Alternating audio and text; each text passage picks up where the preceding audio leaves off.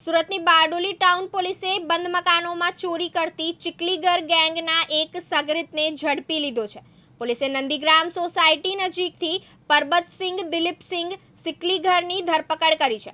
આરોપી પાસેથી સોનાનું મંગળસૂત્ર, 2 મોબાઈલ, એક બાઇક સહિત કુલ 1.32 લાખનો મુદ્દામાલ જપ્ત કરવામાં આવ્યો છે.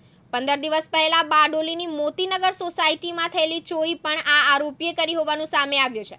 35 વર્ષીય આરોપી હાલ સુરતના કડોદરા વિસ્તારમાં રહે છે અને મૂળ મહારાષ્ટ્રના નંદુરબારનો વતની છે.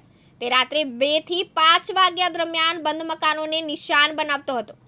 વાંદરીપાના અને પેચિયા વડે નકુચા તોડી ઘરમાં પ્રવેશ કરી કબાટમાંથી રોકડ અને દાગીના ચોરી કરતો હતો. આરોપી વિરુદ્ધ સુરત શહેરના ઉમરા, અઠવા, ખટોદરા અને કામરેજ પોલીસ સ્ટેશનમાં અગાઉ ચોરી અને અન્ય ગુનાઓ નોંધાયેલા છે. પોલીસે જપ્ત કરેલા મુદ્દામાલમાં 70,000નું મંગળસૂત્ર, 2500ની કિંમતના 2 મોબાઈલ, 60,000ની કિંમતનું મોટરસાયકલ અને ચોરી માટે વપરાતા સાધનોનો સમાવેશ થાય છે. રમેશ ખંભાતી, દિવ્યાંગ ન્યૂઝ, બારડોલી, સુરત.